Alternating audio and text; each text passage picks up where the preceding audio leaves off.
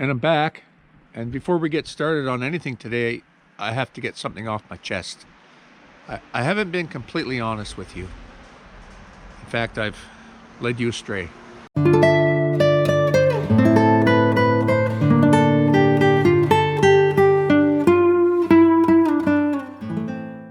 So here on the channel, what I usually like to do is I show you a problem, and then we walk through, how I'm going to fix it, and then I show you the fix. And that's all done usually in a few minutes, every week. And but I've leapt ahead.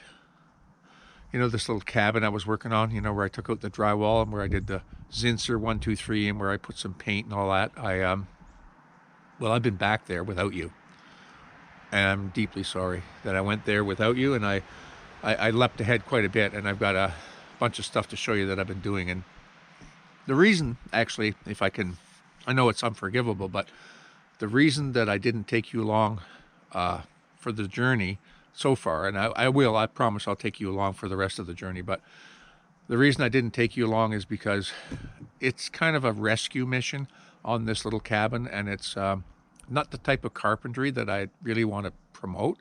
It's not really the type of carpentry that I like to do. It's sort of a fix and a patch and stuff like that. So I got that to show to you, but like I say, it was aching at me. I just had to get this off my chest and tell you that I didn't take you along.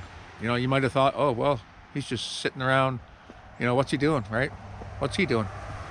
He's not doing any work on that cabin. He did a little painting and then he stopped, right? But no, I've been down there secretly working on it without you, and without you involved. And I'm sorry. Feel real bad. Just a second here. Yeah, so anyway, I'm going to take you back, and I'll show you what I've been doing. Hope you can forgive me for what I did. How's that? Pretty good, eh? Yeah, I got them fooled. Oh, the camera's still on. Okay, turn off the camera. This old cabin is near a beach, so it's pretty much all sand through here. And how they supported it over the years is they had these sleepers, which are like creosote, looks like about 6x10s, and they would lay those in the sand, and then they would just put posts on top, and that's how the whole place has been supported. Now, even creosote will rot, and a lot of them have rotted. So I'll show you back here. So instead of going to the expense of pouring concrete and all that stuff, I've just kind of tried to duplicate what they were doing using 6x6 pressure treated lumber. And so what I did back here was I dug all this out by hand. That's all in the last month. And then what I did was I put some 6x6 down here. I leveled them first, just kind of dug it down and patted down the sand, and then leveled these 6x6s in here, and then I put posts under it. And there's no real rim joist on this cabin. The way it was built, they didn't build it with conventional framing, so there's, like, when you get out to the end of the floor joist, there's no rim joists. And it's pretty much, I don't know, it's very hard to explain, but so what I've done for now is I replaced some floor joists over here. And what I did was I just put a post under the end of every floor joist, okay? And you can see those aren't conventional spacings either. They're all over the map. But I figured for now I'm just going to put the posts on the end of the floor joist. You can always, put an extra floor joist in between, later. But for now, it's like I say, back to the rescue factor here. So let me show you here. So this was all dug out. I put another sleeper here. I joined it together there, post on it. There's a double post here. And then that sleeper ended here because I didn't have enough. But I put a shorter one in there over that way. So that's the back. Okay, and then same thing along the front. See, there was a creosote sleeper. And then they had a creosote sleeper that came out this way. It was completely rotted. So I put one in. This was a couple of weeks ago. I put one in here. You can see it runs in under there, and I put some posts on it, and you can see some of the old ones here. So I mean, it's all sketchy, right, how they did it, but you know, my intention is to try and just get it back so that the floors are solid and level, and then maybe, you know, I mean, I don't know how much time and effort I'm going to spend on this whole place, but for now, it's these 6x6 sleepers with posts. And you can see what I did here. I buried the 6x6, I leveled it, and then put posts on it here, same as the back. And there's still a few sketchy posts and stuff I didn't get to yet. Now let's go inside and I'll show you what I've got done here. Now you'll remember where I took out that drywall and then where I painted all that. That was in another video. Now, what I got going now is there was rot along the front here. So I took out these old floorboards. Now, this is, like I say, it's completely haywire. And, you know, I mean, I toyed with whether I was going to show this to you or not, because it's not the way that I like to do carpentry. It's not really the way it should be done. But somebody over the years, what they did was they put a 4x4 across here on those rotten posts. So I've changed the posts. I got the sleeper there, and I got some posts under that 4x4. And then they had floor joists just notched and sitting up on top of that, which it actually works a bit, but their floor joists were undersized. Here's the originals here. Someone put a patch in here, I don't know how many years ago. And so what I've done is I decided to get some, these are 2x10s, and they're pressure treated. And so these are 2x10 pressure treated that I put in there, and I did it the same way. And I know you lose some strength. That's another thing I didn't really want to show you. You lose some strength by not having this, you know, rim joist off and the post right under the bottom of the floor joist. So it's still, it's okay for now. It's stronger than it was. What the problem was in here was this floor wasn't level. There was a big bow in the floor here. So you would come out of this room here, and it would bow up probably a couple of inches, and it would drop back down on that side. And that was caused by, there was crowns in the floor joists. They had a permanent set in it. I think the cabin, you know, settled on rotten posts over the years, and then those floor joists that were in here, they took a permanent set, like quite a rounded top in them. So even when I kicked out all the posts, the floor still stayed bowed in the top like that. So that's where I come up with putting these, you know, just a few of these 2x10s front to back, because this is 12 feet. From there to theirs is 12 feet. And they had 2x6s in there, which is way under the span for a 2x6. I think a 2x6 is somewhere around, is it 8 feet, 9 feet, maybe like that? I don't have the span table in front of me here, but it's something like that. A 2x10 covers it easily, a 12-foot span. So that's why I put those in there. And even though they're not supported completely the way they should be, it's a patch for now. Like I say, over here, a couple of, you know, there was a couple of issues too. And this is the thing, like I say, I didn't want to show you, but this floor joist here, I had it over here, and I had it notched to fit over this 4x4 that they did on the back. But I had this cut too short. So what I did was I moved it over here, and I lined it up with the old floor here, so I could start with a level point. And of course the notch in it wasn't the same, but instead of getting a whole new floor joist, I decided just do that, put a post under it. That's okay for now. And over here, this is the one I've changed. That 4x4 was in a little bit, and then I realized it wasn't out far enough to line up with the other one, so I kicked it out a little bit. So all this, you know, when you don't have a good foundation and it's not perfectly level and square, you know, everything suffers. It goes uphill from there in a bad way. What I call this type of repair is like trying to support a wet piece of bread. You know, wet piece of bread, you know, you jack up one corner, and then you go over and you think it's going to affect the other side, and it doesn't. Or, you know, it's up and down like that. It's all these manipulations of the floor, you know, because, you know, one post is high, the other's low, it's up, it's down. So we're going to try to make it a bit better than it is, and it won't be perfect, but it's way better. That bow's gone out of the floor. It's fairly level from front to back right now, and happy with that. Okay, so the job progresses here, and then so what I've done, you know, maybe it's a little late, but I put a rim joist on it, just a 1/3 thickness of rim joist on there, and I nailed it to that 4x4, and I nailed into them. So now that's pretty strong, actually. And if I'd have had my time back, you know, if I'd have started this job thinking, okay, I'm just going to put a rim joist, I'd have probably doubled the rim joist and set that on the posts, you know, put in new posts. But the way I approached this was I was going to just do it as cheap as I could and not spend any more than I had to, and not put as much work into it as I have just to get to this point. And but that was really the only way to do it. I mean, it ties them together. It's a nice level surface for the flooring to go on. And I'm going to put a couple of blocks in here. And what I'm going to do is I'm going to put 3/4 plywood here to match the thickness of this old flooring. And then I've got 5/8 plywood I'm going to screw down over the whole surface. Oh, here's something else I'm going to explain to you.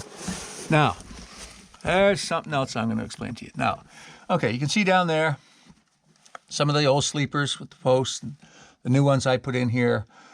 Now, they had a beam here. This one wasn't this way. It wasn't under the floor joist.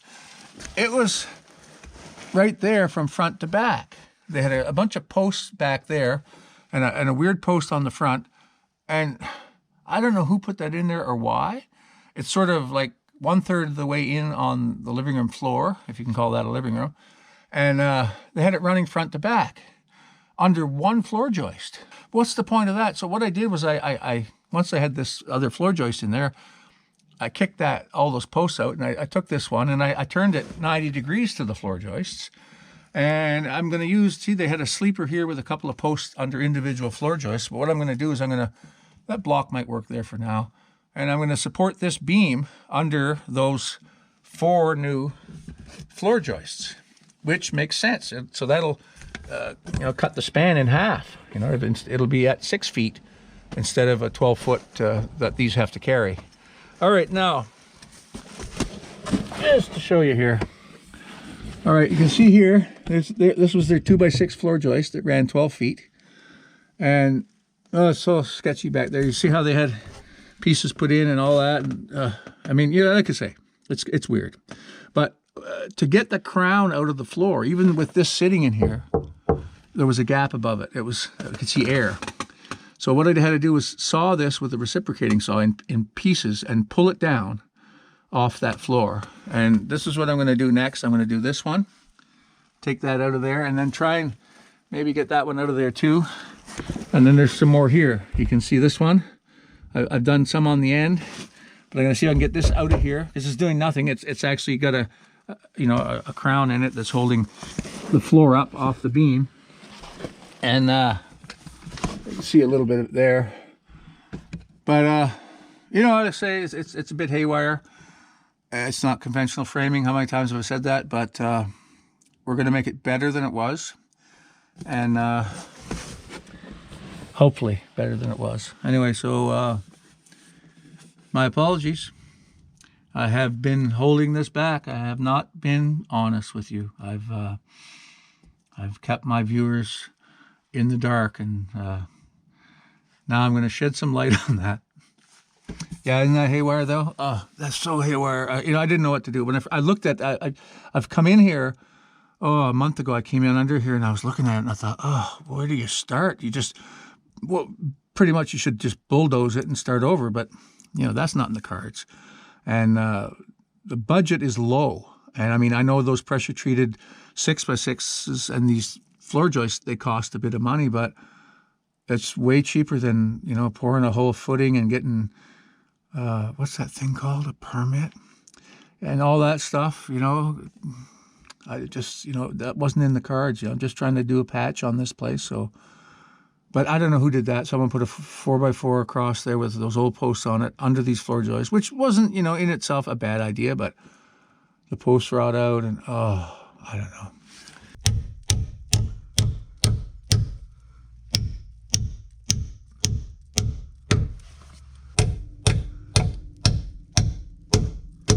Good.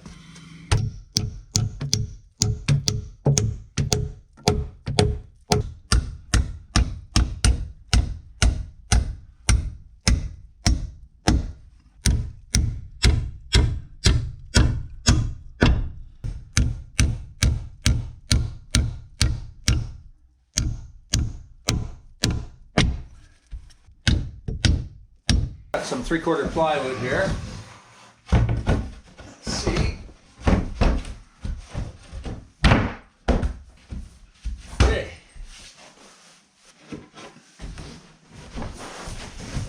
Okay.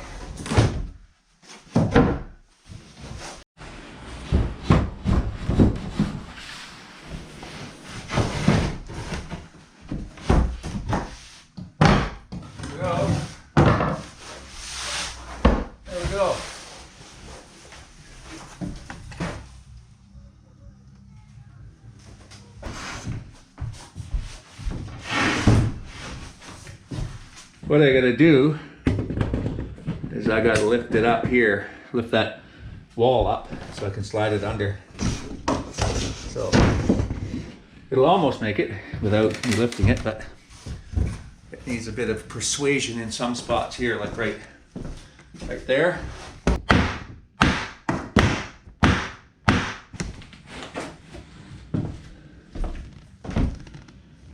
That's pretty good. I'll leave a little gap there. I don't want it too tight. Yeah, it's flush with the other one. And I'll just knock that wall in, and it's fine. I'll just knock it in and screw that down. We got her.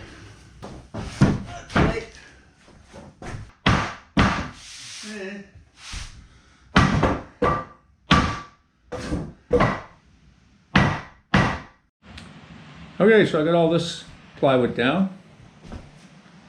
It still needs a few screws. There's going to be some blocking and stuff done there, and you know, you can see outside there, but got it all done. Okay, so here I am again today at Rescue Cabin.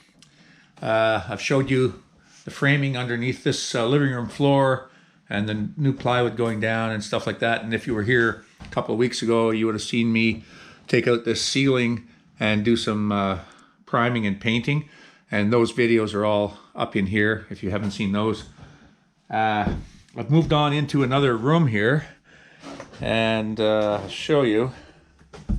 We've got, oh, we have a hole in the floor over here. All right, so there used to be a toilet mounted in here, and of course it got wet and moldy and rotten over the years, and I went through it here the other day and pulled it all up, and it was rotten right down to the bottom here. And there's some rot in those, that rim joist there, if you can call it that, is rotted, and there's some rot over there, and there's some rot here. So I'm gonna try and patch it without having to rebuild the whole thing. A couple of boards here. This one here is pretty bad, and as you get further in the floor, they're okay. So these will be taken out.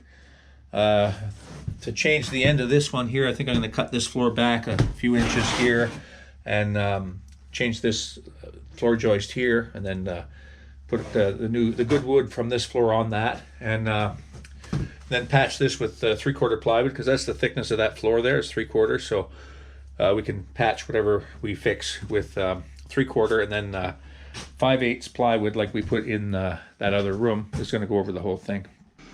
Anyway, thanks for watching. Now you have the story, and we'll see you again here very soon on Everyday Projects. Bye for now.